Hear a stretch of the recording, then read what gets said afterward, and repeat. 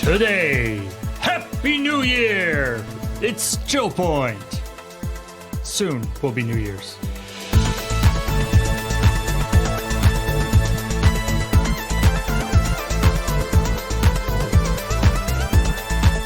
I don't think Australia's even on New Year's yet. Although maybe they are. Maybe they have a different New Year's than we do. Who knows? Who knows? Well, this is going to be the last ChillPoint of 2023. Why does everyone always pause after the word last? The Like, this is going to be the last one until this thing. Yeah. Why do you enjoy hurting people, Paul? I just enjoy pausing. Oh, I mean, that's fair. Happy December 29th or 30th. Depending on your time zones. Yeah. How's it going, everybody? You sound okay? The mics? Yeah, I didn't. Wait. Let me go. Heather and I were just talking about stuff, and then I was like, "Oh, hey, it's 2:00." Yeah. We should probably do this. Fun. Yeah, no, I think we sound fine. All right. I sound like me. You sound like you. Well, that's good. Was I supposed to check for something else? I mean, it would be fun if we sounded or like something? Yeah. We can. No, I don't think those are in there. So yeah, hey everybody, welcome to ChillPoint, show where we talk about the week's video game news, such as it is, and also about the episode of Checkpoint, which haven't had that this week. Taking a break from the old Checkpoint. We don't talk about Checkpoint this week. No. So don't worry about it. But the video game news, I got to tell you, it's been pretty thin on the ground this week. All the editorial staff for all the websites that I generally frequent for my video game news have knocked off for the Christmas vacation. Honestly, good for them. Good for them. I saw a social media post that was like, "We're in the void week, or the 6 days before the first end of the year kind of thing, and you should not do anything. Stop trying to be your best self. Just have a vacation from your vacation." And then they ended it with transform into a couch, and I kind of want to do that. I think I'm going to make that my 2024 New Year's resolution. I'm going to turn into a couch. Turn into Maybe a transformer, but transformer for furniture. But so this is the interesting question. Would being a couch be relaxing? Sitting on a couch is relaxing. Hear me out. But turning into a couch is not. I feel like Go with me on this journey. You're Paul. if you're a couch, you're doing all the work while other people are relaxing on you. Go with me on this. You remember the sketch we did about the couch? Yes. The magical couch? Yeah. How much more terrifying would it be if it turned out that couch was a person? Basically a horror movie now. I mean... Because that couch is now actually actively terrorizing James, or whoever James is playing in that, and making sure they know when he's consuming alcohol so that they're gaslighting him. Or maybe the couch is in the same boat as James. Maybe the couch is being involuntarily teleported as well. It's possible. Except the couch, isn't blackout drunk, so actually has knows what's going on. But now, if that couch is beach, now it's a beach couch drop. Mm. And now he's taking James with him. I feel like people being turned into furniture, it's got some serious definitely some sort of horror thing. Maybe some Junji Ito kind of vibes. It's essentially body horror, right? It's anything that you have to forcibly be changed into that is not a thing that you want. It has some body horror elements to it. Yeah. Anyway. How's that for end of the year content? There you go. So yeah, like I was saying, a lot of sites. What's the we talked about a little bit about this last week, but I love there's like the couple of different types of articles that are extremely prevalent this time of year. One, of course, is the recaps. The top 5 games of 2023. Top 5. The top 5 games in this very specific area. The top 5 games that I liked. The top 5 games that I played. The top 5 video game characters I met this year. Like, because sometimes some of them try to get fun with it, right? They're like, we've done top 10 whatevers forever. What if we did this thing? I'm glad tier lists are kind of dying off, though. And then there's... not a fan of those. And then there'll be like just the recaps, the biggest news stories of 2023. The biggest sadness of 2023. Yeah, more, whatever. More like the different things that happened. But my favorite are the ones where people take this opportunity to be like, either be, just like, hey, check out this old game from like, 1995. It deserves a second look. Like there's sort of these weird editorials. Or I was telling Heather, there's one like why the guy who holds up the signs. Oh, Addison. Yeah. Addison is like the best character in Tears of the Kingdom. Somebody decided to write an article about that. Well, because it's also the time of year where it's like, oh, there's no news. Submit a fun editorial, I suppose. Yeah, yeah. Opinion piece. So yeah, and then there have been a handful of game releases or announcements and stuff, but anyway, let's take a look at what I do have here, and then maybe we can talk about some future ideas. Maybe we can just jam. Maybe people can ask us questions and we can just stare at them. We had a lot of question, but no answer. Yeah. The Okie Fight Club guys were in here this morning, and we've got. So this is not. I mean, it's not new that Kuma is in Tekken 8. We can probably keep the volume down a little bit on that. But what I love about this. So here's Oh yeah. Master of Salmon. So Kuma, I believe the lore is that Kuma is a bear that was trained by like the guy who runs the Tekken tournament. Oh, okay. To be like a bodyguard, I guess. Or something. But one of the things that this article, he's pretty nasty. I mean, have you ever been attacked by a bear, Paul? That's not a I fair have question. I have Most not. people have not, No. they should not. Oh. Oh. Oh no. Panda not into it. I mean, pandas don't eat fish, so. Yeah, maybe not a good. Do your research. A good show of understanding your interests or your likes. Anyway, what's funny about it is the article. This article talks about Kuma doing this thing called the Wind God Fist. To be honest, I'm not entirely sure which part of this is the Wind God Fist. That just looks like golfing. Which debuted in the first. Beautiful. That's one hell of a finishing Absolutely move right beautiful. There. That's not how marriage works. But you know what? The rest of that, pretty good. I'm very into Fish Rocket. So the Wind God Fist, in Tekken lore is basically a finishing move or a special move, kind of like the like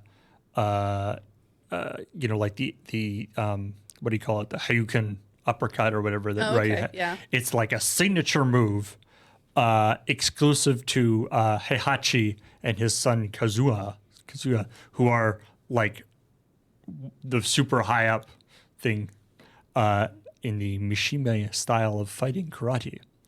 And basically nobody else is like, it's a super specific to them. Nobody's allowed. It's like a closely guarded secret that apparently they have taught to this bear. Well, who's the bear gonna tell? I suppose other bears. Other bears? Maybe that, some that fish. panda, I guess. That fish. His panda life partner. Anyway.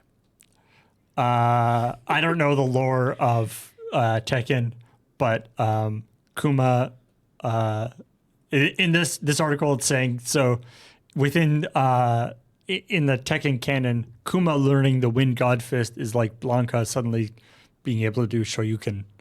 It's got it's a specific meaning lore-wise. Mm-hmm. I don't know. Apparently, you can train bears into hand-to-hand combat, which I feel like bears are mostly just like hand-to-mouth combat.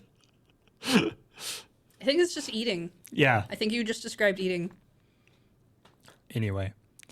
I mean, this is partially why like fighting games look really interesting, right? Like they have weird lore. There's like weird characters. Everyone has to have a move set. Mm-hmm. What does it mean? I do like it when fighting games like will branch out into other genres of game, like the Mortal Kombat games. There's been like a couple of like non-fighting Mortal Kombat games, where you're like, it's like there's one that was like Sub-Zero's story or whatever. That was more of like a third-person fighting. I mean, Kuma looks like they'd be a really good match for some sort of like Cooking Mama style game. I could see him being a house husband type at some point with an apron and like really getting good at using his claws to like cut fish up and do skewers and things.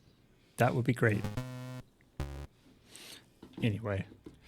I forgot Tekken came out this year because all I ever see people talk about is Street Fighter. That might just be my fan, my friend base more than anything. If you want to purchase the Bill and Ted's Excellent Retro Collection for Nintendo Switch, then you should get it. And you should get it now or tomorrow, because it'll be delisted on January 1st. This game came out in February 2023. It has only been available for purchase for a little over 10 months. And apparently the licensing has expired. They secured a 2-year license, but that included the development time. Yeah, usually it can. Which seems weird. Yeah, you don't usually go for 2 years. You usually have a lot longer than that, but maybe that's all right. It's going for like $10. It looks like you can still buy physical copies at limited run. Yeah. But You get Bill and Ted's Excellent Video Game Adventure for the NES and Bill and Ted's Excellent Portable Adventure for the Game Boy. This is like a retro collection. Yeah. So it's from limited run games. So I mean, that's like, it's, we often talk about the like live service games that I was one of the things I was thinking about for that the quiz that Kathleen did last week. A question that I was thinking about was like, how many live service games that launched in 2023 also closed in 2023? Oh, but that launched, not specific, because we had the ones that were like didn't actually launch, right? You have some that got canceled before they launched. That's true. And then you have some that I think even went through beta. Or That's true. A lot of the games didn't even technically launch. Yeah. Sometimes they get canceled while they're still in beta. So that wording is kind of that's an interesting way to go. Yeah. Or even just how many live service games got shut down this year. Yeah. It's because it's very sad. It's always sad when stuff goes away. Speaking of things that don't go away,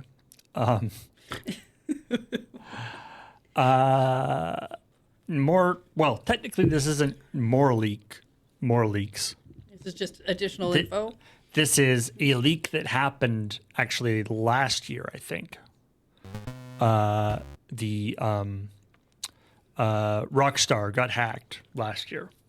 Oh, right. Or maybe even 2021. I mean, it's probably a yearly occurrence for them.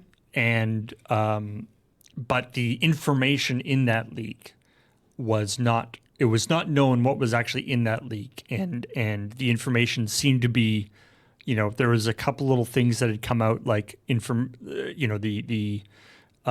but there wasn't any like concrete actual dump of what it was in that leak until now. The full source code for GTA 5, which GTA 6 has just been announced, so kind of a big deal. Some early information for GTA 6, and information about Bully 2, which apparently was going to be in development, but that got canceled. Bully was like the GTA, but in a schoolyard game. It was kind of interesting. It was like GTA, but kids. Uh-huh. Is that how we describe bullies now? Okay. It was kind of an interesting game. I'm sure it was a solid game. I've never heard of it. It probably wasn't a thing I paid attention to.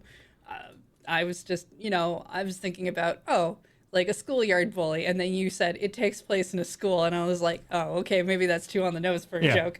Got it. Yeah, I played, at least, I don't know if I played the whole way through it, but I played a good chunk of it. I liked it for some reason, like, because, bullying is a touchy topic. There was a lot of like, well, it's an open world game, and you have lots of different ways that you can do stuff. So you don't have to be a bully, you can do other stuff and you can accomplish the tasks in various different ways. But you did call the game Bully. And in that way, like it's you don't have to bully in the game Bully in the same way that you don't have to steal cars in Grand Theft Auto. Like, yeah, technically you can go through Grand Theft Auto. You go through a lot of Grand Theft Auto without stealing cars, but you're gonna steal cars. Probably. That does seem like the point when you buy it. Yeah, it's a better game than being associated with cars. Yeah, it had some cool, interesting stuff in it. And apparently they were working on Bully 2. And then... So when did Bully come out? Like, how old of a game is that, roughly? I would say maybe like 2010 or something. Because I think GTA 5 is like, what, 2013 or something? PS2 era? 2005? Yeah. Okay, so yeah, having kind of a sequel for that would be... It was a PS2 game. Yeah, I played it on PC, but yeah. So it's not a new game. But yeah, I would guess that they were working on it, and then like GTA Online took off, and suddenly the resources available for other games kind of dried up. Yeah. Also, they had to spend all the work on making the horses in Red Dead Redemption. I mean, it's very important that those horses happen in the way they happen. That they be horses. Yeah. Red Dead Redemption is the only game that can't be on Can't Draw Horses Club. They definitely proved they can horse around a lot. Yeah.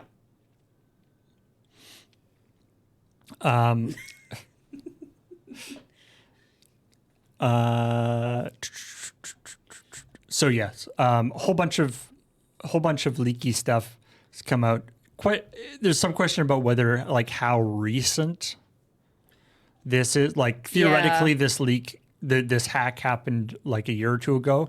Which means the information on it might be sold that things will have changed, but also things will have improved. But then again, information about like what GTA 6 was going to look like versus what it ends up looking like can also be kind of interesting. It depends on what stage of development you get things from, right? Like, if you got a leak early, like I've seen this as an example because what was it? Fire Emblem Engage got leaked pretty far in advance as well, and so that was the mobile one. No, that's the Fire Emblem that came out earlier this year. Right. It's the one with the toothpaste color hair, the red and the blue. Right. But the example I saw some people making on that, because there were people who were like, "Oh, it looks awful. It looks like whatever." Is like, but when like how polished is the game actually right now? Because you could essentially get a picture of a cube running around, and be like, "That's Mario," and everyone would be like, "He looks awful." And it's like, heck, yeah, of course he looks awful. He's a cube right now. Yeah, people judging a game based on a Kind of early part of the reason leak they don't give you some of those images early. Yeah, it's an internal thing. I mean, that's with the leak that the leak that just happened for with like Wolverine and all this stuff, for the like Insomniac stuff. For the Insomniac stuff, like they said, this don't judge the game by the stuff that's being leaked. That was, things have changed a lot since then. Yeah, it's fine. And it can happen even in like trailers and stuff that you'll see from like whatever the current gaming get together in the summer is called. If you see a trailer at that point, the game might still look a bit different by the time it comes out, because trailer footage is also taken from a much earlier time then, because it takes time to put those things together. So what you're saying is sometimes the companies that make the trailers are lying. I mean, always. PR is technically about spinning stuff in such a way that it can be considered a lie. The interesting thing also with the Rockstar leak is that somebody has definitely, I don't know if the name has been released, but somebody has gone to prison for it. Or I believe actually maybe, I think they were being indefinitely held in like a mental health facility. Yeah. Well, in a prison mental health facility. After, for whatever happened during the trial and stuff. So pretty serious stuff. It's interesting that somebody has actually been caught and prosecuted for this stuff. So, it is not something that, like, with the Insomniac stuff, we'll see what happens with that. I would suspect that they're not just going to let that happen. Like, I'm sure there are wheels turning behind the scenes, looking for the folks that did all that nasty stuff. So, Platinum Game. This is like a very minor thing. So, Platinum Games has, as we talked about, lots of recaps. They released the 2023 recap video about all the cool things that they did in 2023. Oh. Platinum Games, makers of Bayonetta, and what did they do in 2023? Well, they released the that other Bayonetta game. Oh, the oh shoot, I should know the name of that. Yeah, the one for Switch that was not quite thing. I think people liked it, but it was different. It was different, so it was like I think it was considered maybe interesting, but not necessarily. Rising Revengeance 10th anniversary. So, they're doing a little recap here, showing all the cool things that they did during the year. And here's Bayonetta Origins. Crescenza and the Lost Demon. Crescenza and the Lost Demon. Talking about the musical launch trailer. Bayonetta pop-up shop in Tokyo they did, which is pretty cool. Developer diaries. Okay, Getting developer diaries, all this stuff. Lots of cool stuff about the new Bayonetta that's coming out. Wonderful 1 After School Hero, which I'm not familiar with as a game, but it looks like it was DLC for the Wonderful 101 remaster. That would make sense. thing. Yeah, and people making like fan videos and stuff, which is always fun. The Oh right, the designer of Bayonetta leaving the company to make curry with his stuff in a cardboard box. All the great things that happened during the year. It's like one of these things is not like the other. One of those is a little different. There's a lot of cake involved. Yeah. So this was just talking about like, wow. Okay, interesting that they put that in their Actually, I wouldn't have expected that to be in there. He's the guy. He's the one who people have been like, "What have you been working on?" He's like, "I'm super into cooking now. I'm not playing any video games." I just think that's pretty cool. Like, take a break. Yeah. Don't do that. Although, I mean, some people I think are just like, cool. Now I have more time to play games. Get to play some other stuff. Just let him cook. And then finally, so sometimes when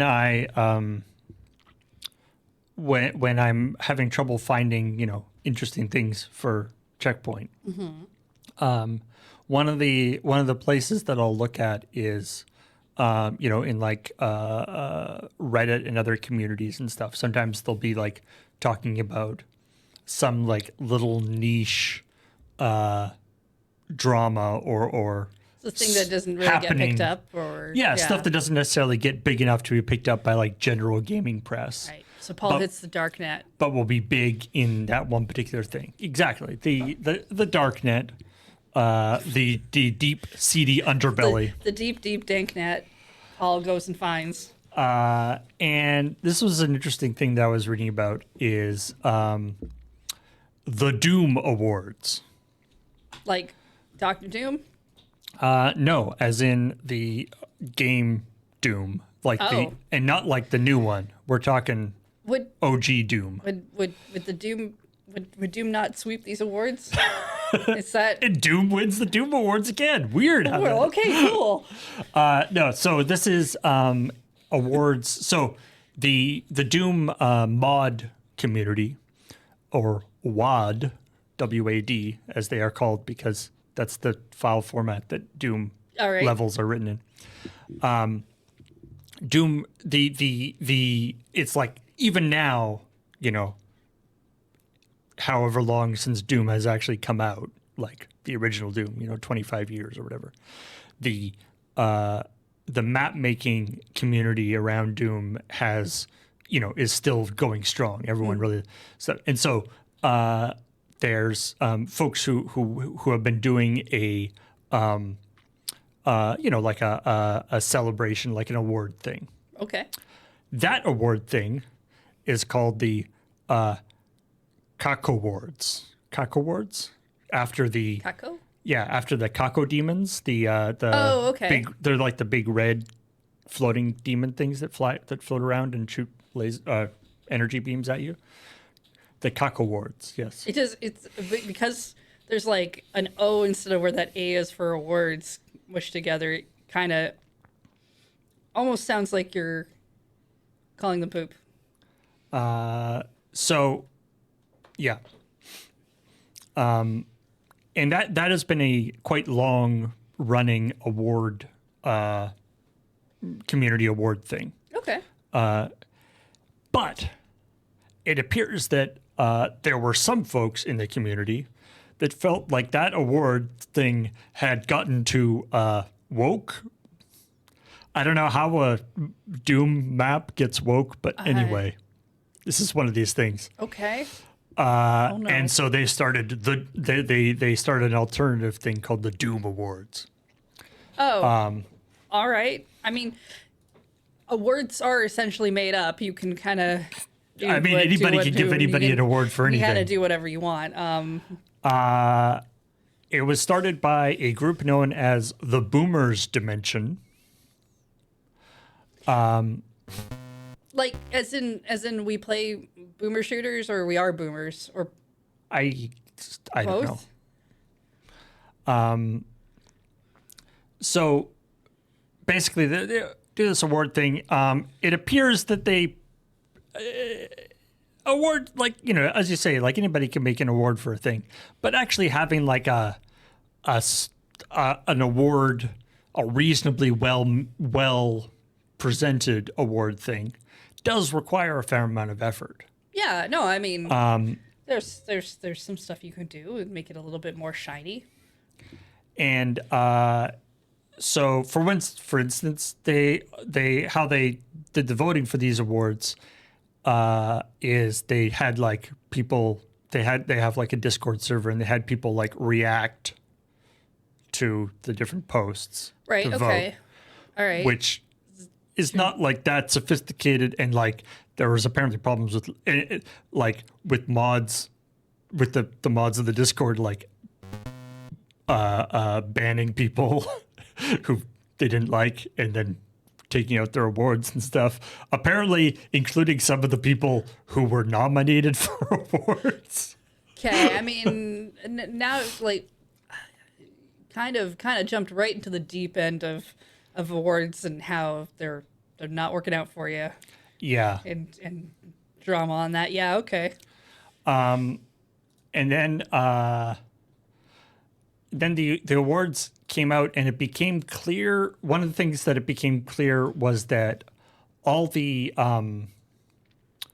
descriptions of like the winning entries, the mods that they had made, all of the like thing about talking about how great this particular mod is, were all just like Chat GPT generated like AI things. And so there was like so to the extent that they could sort of be applied to basically like any game. So My House is a Doom mod that has been quite, from what I understand, quite a big deal this year. In that it's like a super, actually very effective horror experience. Okay, sure. So the description that that is on the site for this this winning thing is Vintage emergence as a pivotal figure in the video game modding culminated with his creation, My House, a mod for Doom. His unique blend of personal storytelling and technical prowess in this project not only redefined the scope of modding, but also earned him title of Creator of the Year at the Doom Awards 2023. In My House, Vintage's artistic vision shines through. He reimagines the classic Doom landscape into a narrative-rich, psychologically engaging journey. The mod's ever-changing environment and atmospheric design not only captivated Doom enthusiasts, but attracted a broader audience, including those who typically do not engage with Doom mods. Vintage's technical acumen is evident in innovative features of My House. By altering the core gameplay elements like auto map and viewer perspective, he enhanced the narrative, challenged gameplay conventions, showing his mastery of technical aspects of game modding. It's very this idea of sort of like, and people later on, there's this thread on Doom World, which is a big forum, where they talk about. They said like you can put basically like any name, like you'd be like, hey, ChatGPT, I wrote a mod called this, write me a review. And it's like, this is using an innovative skill that he does this because he was very good, like it's that sort of combine. It's like trying, clearly not sort of written by somebody trying to have an opinion piece without an opinion. Yeah. And it's like, and it's like, this is the epitome of like enthusiast what's sometimes called enthusiast journalism or enthusiast material, right? Where it's like, this is supposed to be something that's written, by fans for fans. So you would expect that the person writing this thing would be like, super know a lot about this particular mod and be like super specific about it. Yep. But yeah, you could find and replace my house and replace it with a lot of stuff. Anyway. I mean, it'd be funnier if every single description was the same. So so anyway, there's a bunch of stuff. Then the guy who's sort of the main person behind the Doom Awards has, come out against, has sort of jumped down people's throats and then, blocked everybody on Twitter and all sorts of stuff. So it's one of these interesting kind of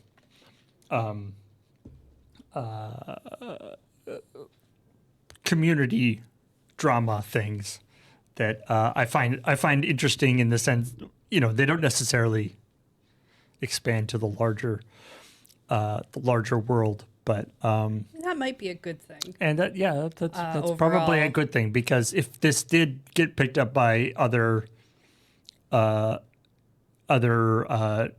video game journalist stuff, then that would probably mean that something really bad had happened. Well, either it means that there's a person who's within that area who pays attention to that stuff, because sometimes you get stuff like that.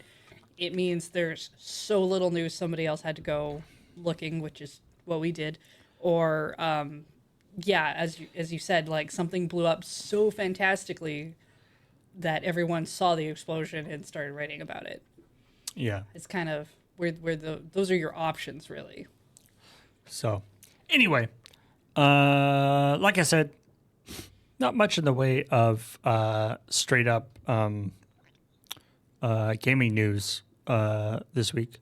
So yeah, why don't should we talk about stuff that we're looking forward to, stuff that we're hoping to do, New Year's resolutions for 2024. My biggest thing is that I've been playing, as I mentioned, I've been playing a lot of Tears of the Kingdom. And one thing I've noticed as I've been playing it is that one of my Switch Joy-Cons, specifically the left-hand one, the blue one, its battery is like super pooped. Just keeps running out a lot. It runs out a lot. And now, like, sometimes now, like, I'll leave it on the charger, like, overnight, and then I'll pick it up, and then it'll be like, it'll be like the charger, like it give me a warning that it's like dead, and I'll go and see it, and it'll be like red lined when it's been on the charger all night. So It's like sending it in. Yeah. Well, I got I'm getting like a DIY battery replacement thing. Yeah. So Okay, that's also a good option. Yeah. I think, I haven't. It's been a couple years since I got my Switch, so I probably had a warranty on that. It's not. I don't have any Joy-Con drift, but. Oh, that's good. That's usually the first thing that happens to a lot of people.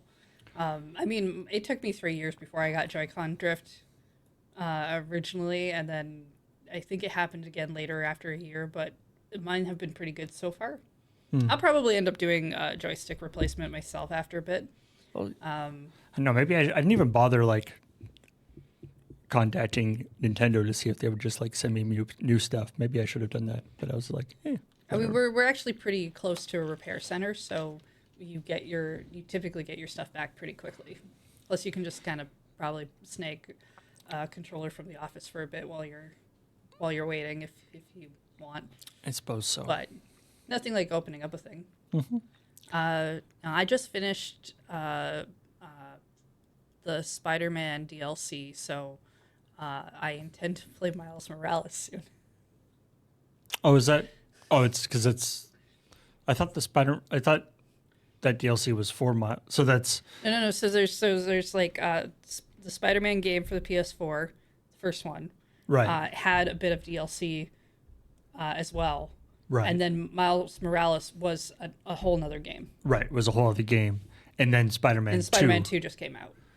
Right. And so this is, you played the DLC for the original Spider-Man? Yeah, because I played the original Spider-Man, and then I got the DLC, and I wanted to play that before I moved on. I and see. so now I can move on, but I need to play Miles Morales before I can get to Spider-Man 2. All I know... I don't know if that's actually true if I have to do it that way. That's what I've made myself All I have know to do. about the Miles Morales game, other than it's supposed to be quite good, is that you get Bodega Cat as a buddy Yeah, that seems pretty good to me. who just like hangs out with you and has like a little Spider-Man mask. Yeah, so I'm excited for that. Like I was telling you before, my New Year's resolutions are just like me looking at a pile of games that I already have and picking the ones that I'm like, I'll put these on my dance card for now. Yeah. This for this year.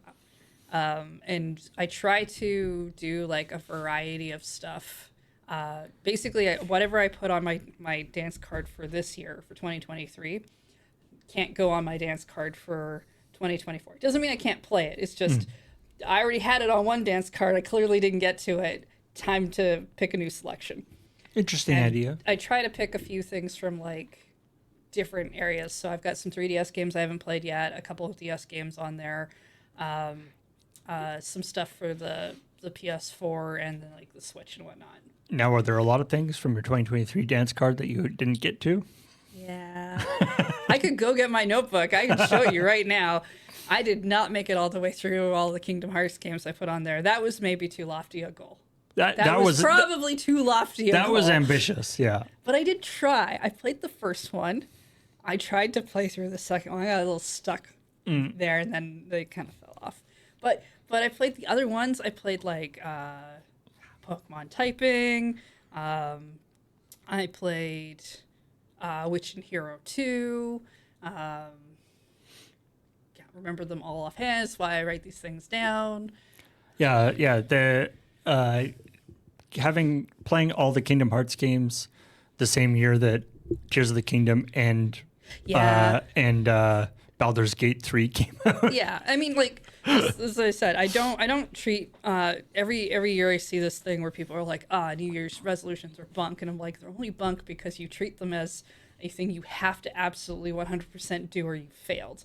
No. Whereas for me, it's just here's a list of some stuff I thought might be interesting to do, and here's some goals that as long as I'm checking back on every month, because like I call it a dance card because it's I just finished a game. What do I want to play next? Do I want to look at a list of 300 things? If you already know what you want to play, you just play that, right? It's good to have that. If you're not sure, you're like, well, here's a list of 10 games I put aside. Do any of these seem interesting? It's just your first pick. I think that's a good way of looking at it. You know, it's just it's like, you know, the when on Steam or on wherever it'll be like, here are your recommended next games, and it's like, what if I had my own list? Yeah, what if you have your own list?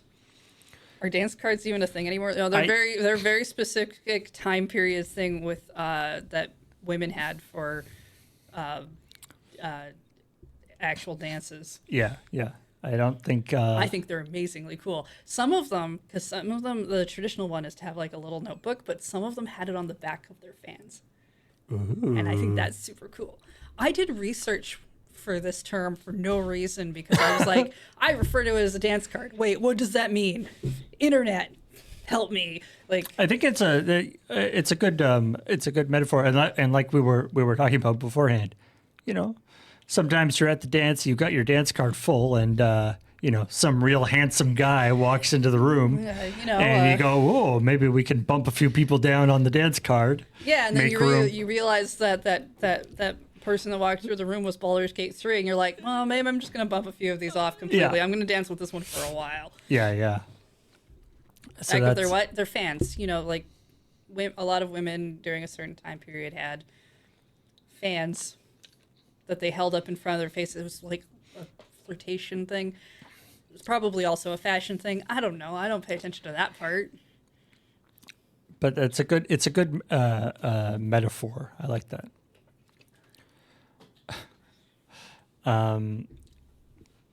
Yeah, I've definitely got. Yeah, not insignificant number of games that, either games that have shown up on Xbox Game Pass or been given away on Epic. Or actually, I got my brother gave me the Super Mario RPG remake, which that's very good. Yeah, I definitely want to try out. But although I agree with you with the sort of different types of games. Yeah. Like I tend to try to like cross train a little bit. Like if I play like a console game, the next game that I play, I want to be like a first person shooter or something, like both just for interest and also to be honest, for like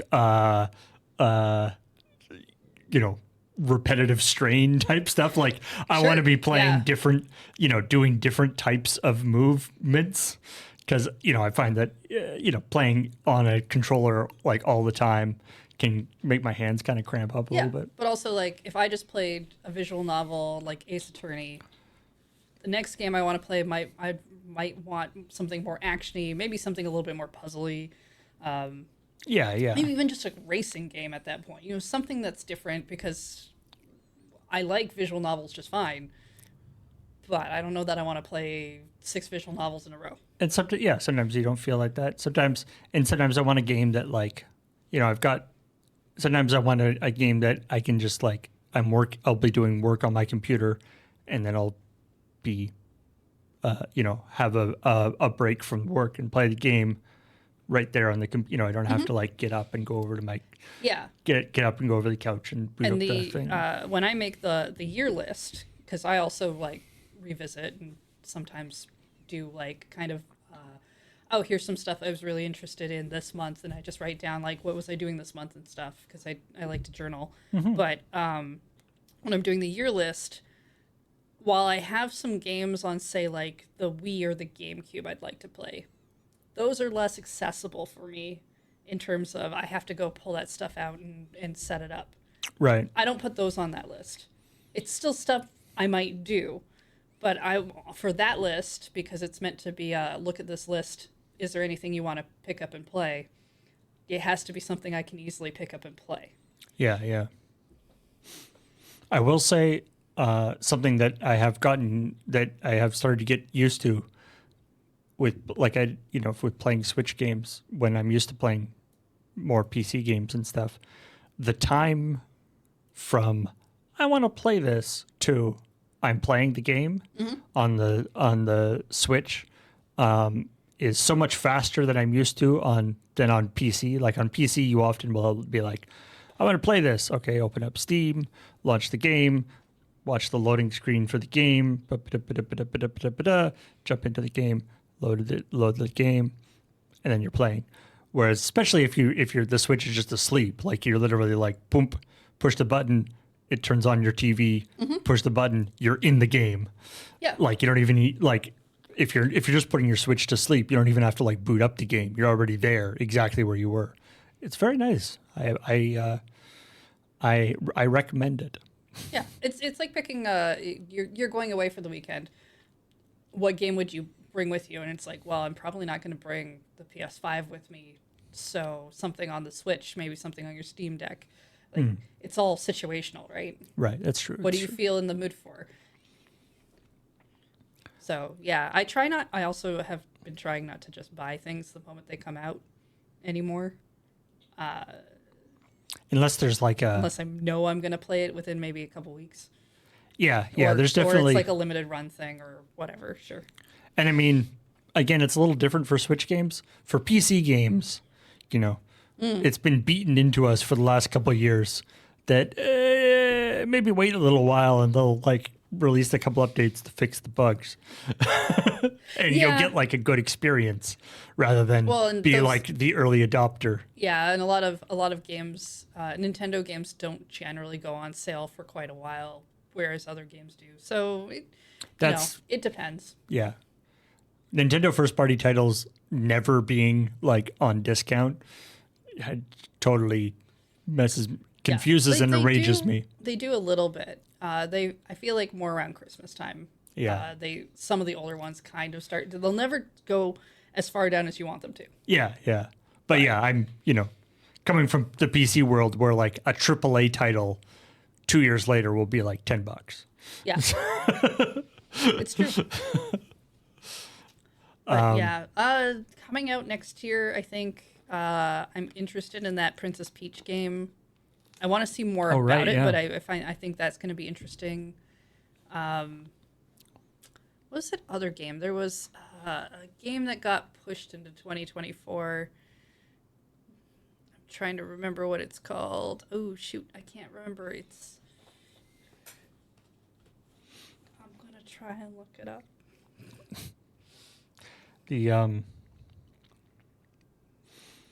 Yeah, I mean, I'm hoping to get into, like I said, I've got the Mario RPG, hoping to get into Mario Wonder as well.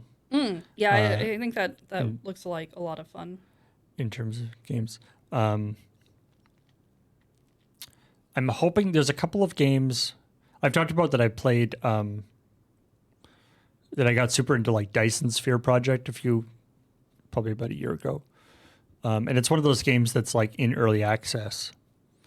Well, I don't know if it's technically early access, but it's the Plucky Squire. The Plucky Squire, right? I remember seeing about that. Yeah, yeah. It got pushed into 2024, which honestly is probably fine. 2023 kind of just had so much going on at the end there. But I got really into Dyson Sphere Program, and it's sort of I don't know if it's technically early access, but it's like in active development. And so I sort of I played a ton of it, but I sort of got to the point where it was sort of, okay, I'm kind of done with this now.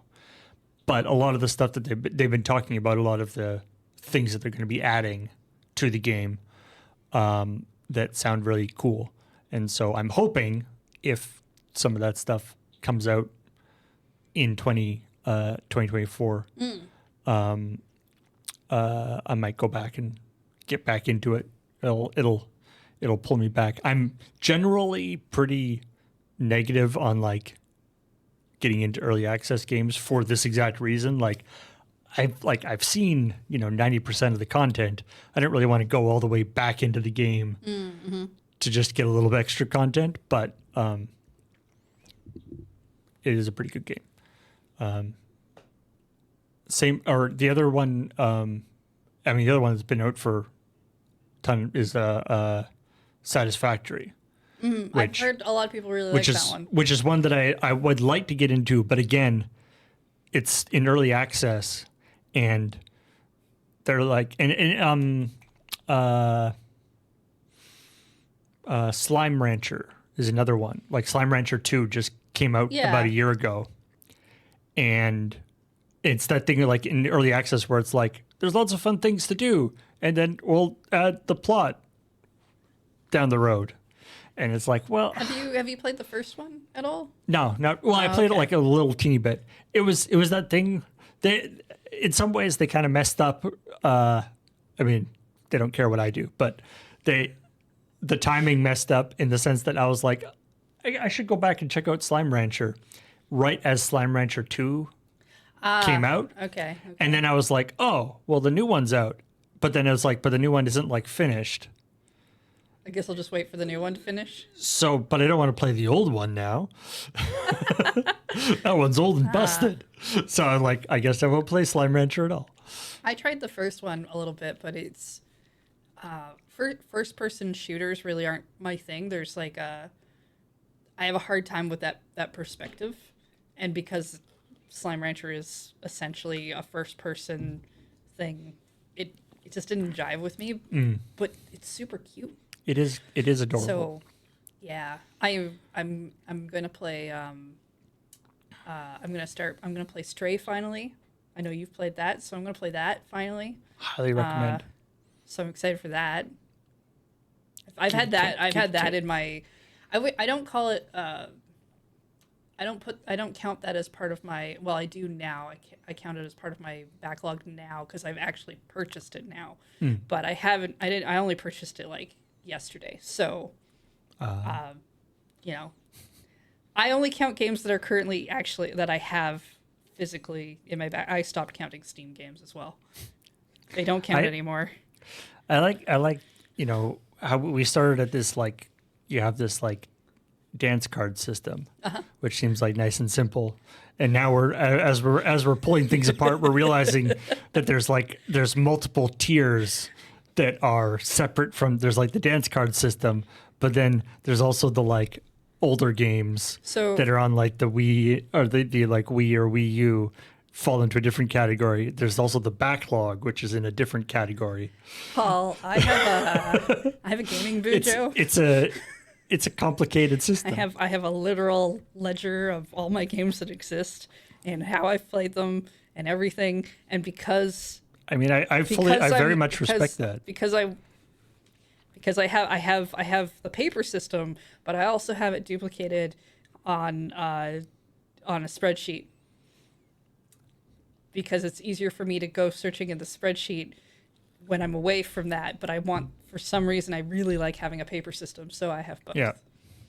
Nice. Yeah. It's a little weird. But I really like it. I gotta say, yeah. I mean, as I've talked about before, some of my choices for games, Satisfactory or Slime Rancher to a certain extent, and other things. I'm always I'm kind of chasing the Subnautica, like Subnautica. I enjoyed so much, and and Below Zero too, and a lot of the games that I play these sometimes are like trying to be, trying to get that. And, no, nothing is exactly the same. Obviously, everything is different stuff. But, Astroneer I played and has some aspects of that. Different games do different things well and in different ways. I never really thought that I was like into the sort of factory base building kind of games. But I have learned that I do like that in some cases. I mean, I really enjoyed when we played Calyx. But there were parts of the game that I was just like, really like if that part didn't exist. Yeah. But I liked the overall idea of it, right? The look at us little goofy whatever just wandering around trying to assemble furniture. Yeah, Calyx was great, but there were a few aspects of it that I got frustrated with because it felt like it wasn't like I was getting frustrated with like the part that wasn't really like supposed to be that. Like I got frustrated a lot with like some of the UI stuff, just like whether you're pulling out this thing or sticking this thing in or what you can't select and stuff. It's like, that's not the part that's supposed to be the puzzle. Yeah. So I find that kind of frustrating where it's like, I feel like this thing is harder. It's like hard or difficult, but not in the way that it was supposed to be.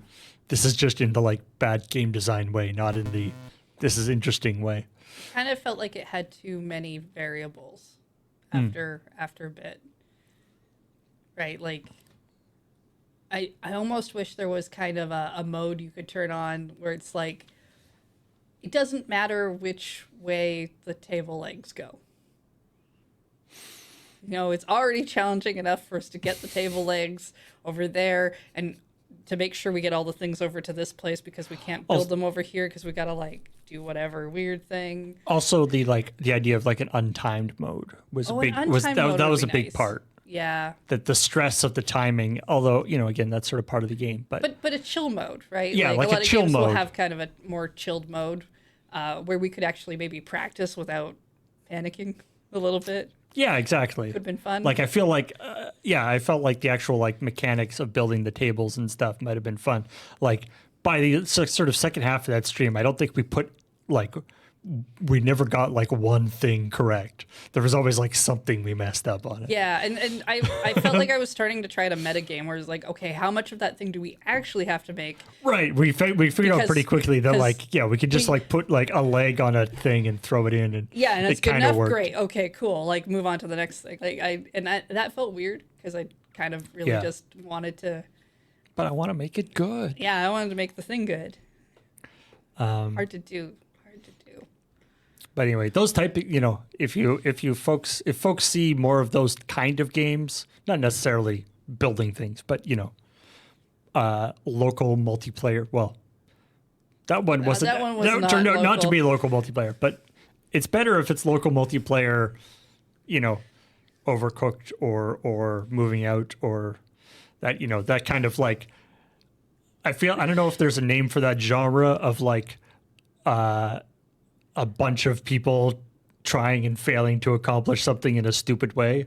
I generally refer to them as like Overcooked because that was the one that I played a fair amount of. Overcooked like. But like I was glad to see it didn't happen in Calyx because the last time I remember playing Overcooked was like we had like a good system going, but then there would be something where it was like, there's like a river with ice flows or whatever. You got to jump over things, and Ian would eventually get like ahead or frustrated or something, and he would start trying to jump, and he'd miss everything, or he'd just start throwing stuff, and it was not helpful. Yeah. Which I think we did devolve into a little bit, but I felt like we were all doing it. Yeah, Overcooked. The big one with Overcooked is that communication is so important on Overcooked. And when people start getting like stressed, they stop talking. They're just like. There was Cook Serve Delicious, which we played with like 3 people, where we just had 2 people operating buttons and a third person shouting out instructions because it was way easier to do it that way. I kind of like Cooperative Chaos as a name for that genre. That's pretty good. Cooperative Chaos is pretty good. Yeah, I like that. You can see chat remembers some of our phrasings we started to do. Beer. I mean, you get into that same kind of thing as with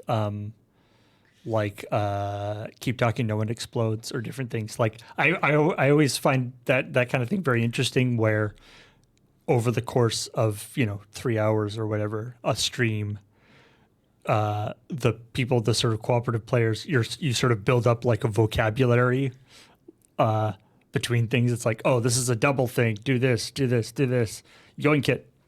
Yeet it. Grab it. Do this different stuff that means very specific things in that context, which I find kind of interesting. I enjoy games like Towerfall where there's like a competitive thing going on, but I really do like something about like a well orchestrated co-op playing thing as well, where people are either trying to do a thing or you guys do that submarine one that looks pretty interesting where you're all trying to work together, right? Oh, right. What was that called? I feel like I should actually know the name, but it was called something weird. What could go wrong? Yeah, We Need to Go Deeper. That's it. Yeah. Yeah, that was an interesting one. I wonder, that's the kind of game that I'd be curious to actually should check up on it and see if there's been like some updates and stuff. It seems like the kind of game, but there might be like just because it's all like randomly generated, so they could just like add new stuff. But they're playing like Lethal Company now, which is a lot like in the same vein of like Phasmophobia and stuff like that, where it's like a group of people are going to go in, try to do a thing. The environment's going to be against you. Other things are going to be against you. The time, something. But you're not like all fighting each other. You're not. Okay, they're probably hampering each other in that game. Never mind that. But there's not intentionally necessarily. Wow. Okay, that isn't the intention of the game, I guess. But it's fun, right? Yeah. I think for me personally, I tend to be more into the cooperative style games. Even if like moving out or whatever, the cooperation can be a little bit fraught at times. Nobody break the glass. I had moments like that when we did that play it forward for that 4-player Zelda game. There's like a scene where you're trying to get through, where everybody has to get through and not get like hit by spotlights, and it was constantly like, okay, nobody touch the spot. Never mind. Okay, I'm trying what did again. you do? I touched the spot. Yeah, the stated goal. You are ostensibly on a team, and you have to all succeed. Yeah, those are fun. I think I do enjoy those a lot more than I have to go fight people, especially on stream when it's like people who have more time to put into the game can get their skill level up, and maybe you don't. Yeah, that's true. Definitely. I although there are of course games like Gang Beasts or something where the RNG Okay. factor of the game is so high that it's like And you've got skill level is only like a medium benefit. and you've got like a goofy thing going on, right? Like what I always enjoyed about Gang Beasts was the clear bugs where something would happen and somebody's body would get stretched out too far and Yeah, yeah. would go bouncing off, and you're just like, I don't know what's happening.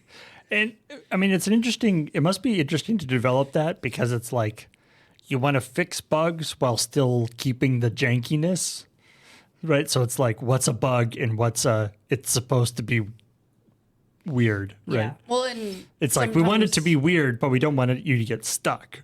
And do you keep a bug, or does that bug have to go regardless because it actually affects a different system that you can't see? Yeah. I mean, that would be one of my wishes for 2024 is like some new like Gang Beast levels. Like I think the last Gang Beast level they added was the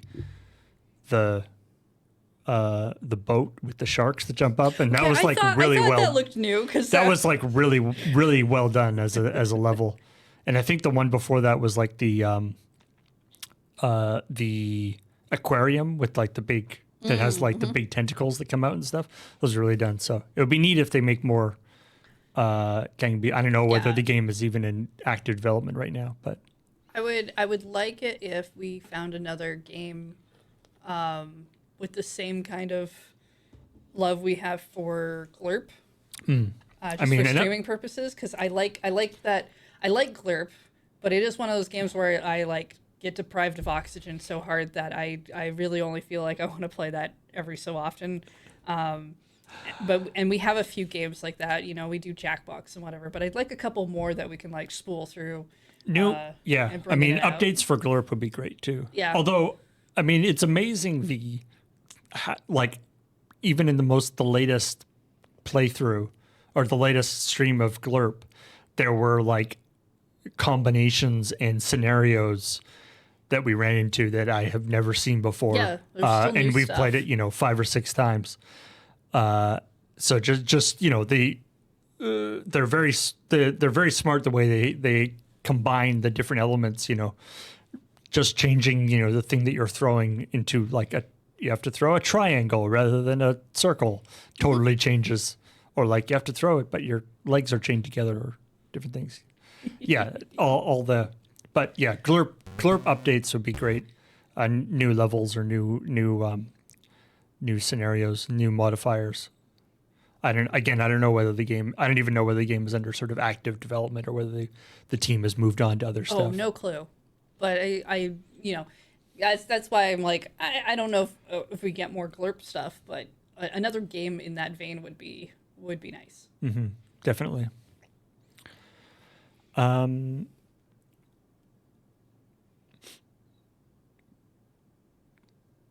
Yeah, I mean, other people have come up with sort of. It's interesting the way games will like Glurp or Gang Beasts or different games will kind of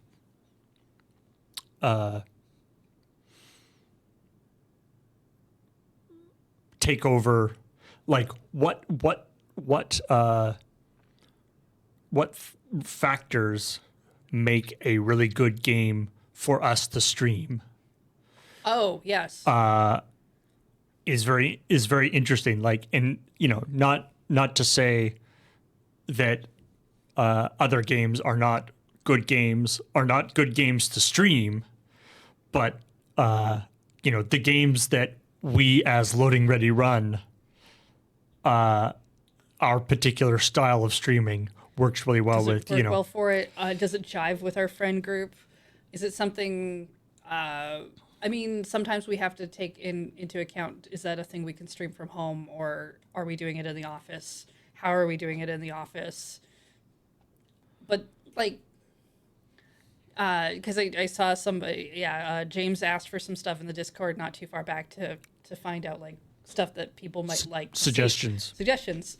And I'm sure sometimes when people make suggestions, there's this idea of like, okay, well, I want to know all of these parameters because I'm trying to think of a good suggestion. Right. And that's great. But I always kind of think of like the suggestion box shouldn't be considered like, it shouldn't be considered trash, and it shouldn't be considered like everything that happens and there will happen. It's like this episode of Teenage Mutant Ninja Turtles where Shredder has, I think, robots or something looking for turtles, and they keep bringing him turtles, like pet turtles, every turtle, and he's upset by it. And it's like, but eventually they're going to bring you the ones that you want because this is like, they'll get there. And I'm like, that's how I see suggestions. I'm like, yeah, no, give me all the suggestions. Give me the suggestion, even if you gave it, if 6 other people gave it to me. Because honestly, by the time the 6th person gave me that suggestion, and I think of this in terms of like, we have a spreadsheet for Rhythm Cafe where we tell people to put the suggestions there because if we try to take them from chat, we will forget all of them. Yeah. But sometimes by the time you see, you're like, oh, 10 people suggested this game. I guess I maybe should really look at that because if that many people want to see it, it might be worth looking into. I like the metaphor of a episode of Teenage Mutant Ninja Turtles. They were doing a like a YouTube Makes marathon thing of it on the Turtles channel or something we came across. Beach and I had to stop watching it because we were like, we're gonna sit here and not watch anything but this goofy cartoon forever. It was like 4 a.m.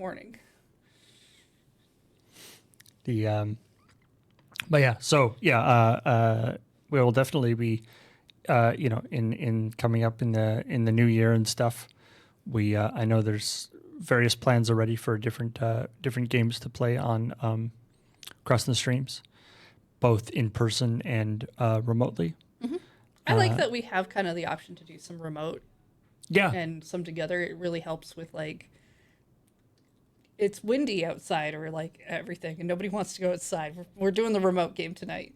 Yeah. And I think in both in-person games in here and then also sometimes in Studio C, depending on what the game is, I think it does definitely help to vary the crossing the streams experience, both for the viewer and for the players. Mm-hmm. Because sometimes, playing games in this just coming in and playing games in the office here sometimes can get a little old. We like variety. We like changing stuff up and doing different things. And by the same token, we've got all sorts of we plans for AFK in terms of new games that are board games and stuff. We've played a couple games recently that have been people quite enjoyed. It's an interesting thing of like what games are both games that are fun, games that are relatively easy to kind of get your hand on, get a hold on, games that stream well. Mm-hmm. There's a bunch of criteria that games have to match that for in terms of board games that some games, while being great games, just don't happen to match that particular thing for our setup. It's nice that like we have a person who is into board games enough to look at those things because honestly, I feel like sometimes it's a hard, especially with the video game streams, it's hard to be like, will this game stream well? Do I want to look into it too much and be spoiled? Do I want to have those reactions on stream?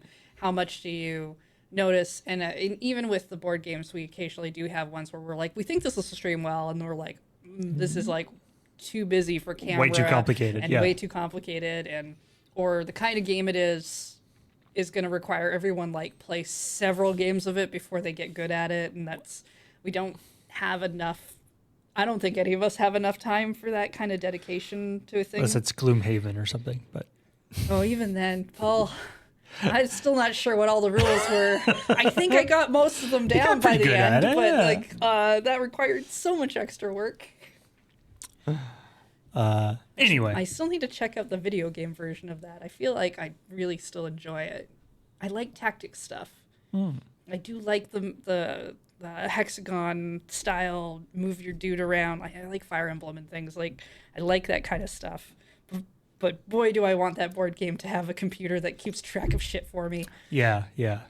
And not It have has to set a up it has a and clean high cognitive load. Like, I enjoy taking a pack of cards and playing solitaire by hand. There's a nice physical feel to that. I will go out of my way to do, because I'm not playing for the idea of winning.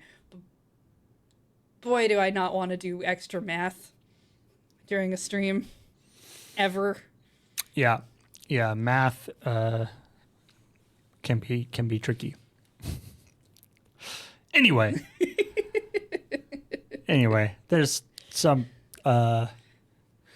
fun versions of some fun ideas for what we might be doing in the new year, both personally and on the show. Why don't you tell us about games you're excited about, or I don't know, and anything you're excited about coming up in the new year? Yeah. In the YouTube comments. Let us know in the YouTubes. You know, it's fun to read more positive things, honestly. Exactly. The internet's a real bummer sometimes, and sometimes it's just nice to know that people have things they can be excited about. It's true. If you want to yell them out in the chat right now, you go for it. It's true. New Creeper World, possibly next year. What's Creeper World? That is it's a series of games that I very much enjoy. I played it on stream a few times. They're sort of a combination like RTS tower defense kind of game. Oh, okay. It's they're quite fun. He's been, it's basically one guy that makes the games, but he's made like a whole bunch of different iterations on it and different new things. So Silk Song 2024. Oh God, I hope so. I will. My entire card will go down the drain for that game. But let's start spreading that rumor anyway, and then everyone can get mad when it doesn't happen, and be like, "We were promised it." We're not mad, Paul. We're just slightly sad and disappointed and waiting, trying to be patient and waiting. All of us are just a little sad. That's all we are. We're not mad. We're too tired to be mad. We're just waiting.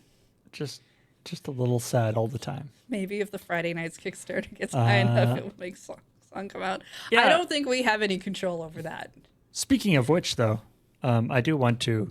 I'm sure everybody's been doing this on various streams, but I would like to personally say how amazing it is, everyone supporting the Friday Night's Kickstarter. It is, we were, we had a, we were pretty. You were like, we think people will go for this. This seems like a pretty reasonable idea. We think we can do this, and we think that our community will go for it. And you did. At very faster than we could have anticipated. By the way, if this is your first time hearing about the Friday Nights Kickstarter, you can go to lrr.cc/Friday Nights to also throw your dollar dues over there if you would like to.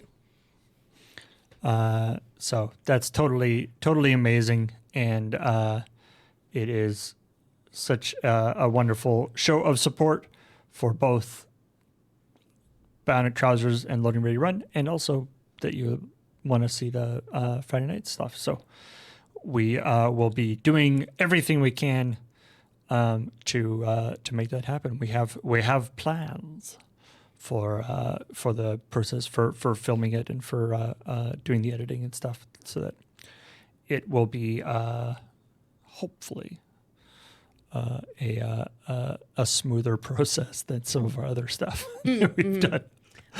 There's also, in recent news, you should go to youtube.com/loadingreadyrun and watch the current, the new YouTube update, because there were a couple things. Some new announcements in there coming as well. in there. So if you're not, I feel like sometimes people don't watch the update videos, and I get it, but you should.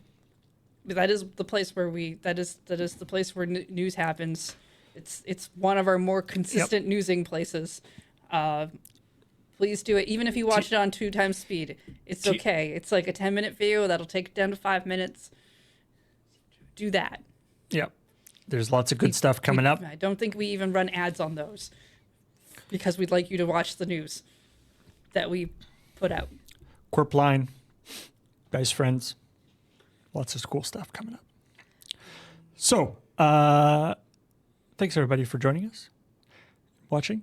I believe ChillPoint will be back next week. That is the current plan. But in the meantime, talk to you all later. Bye.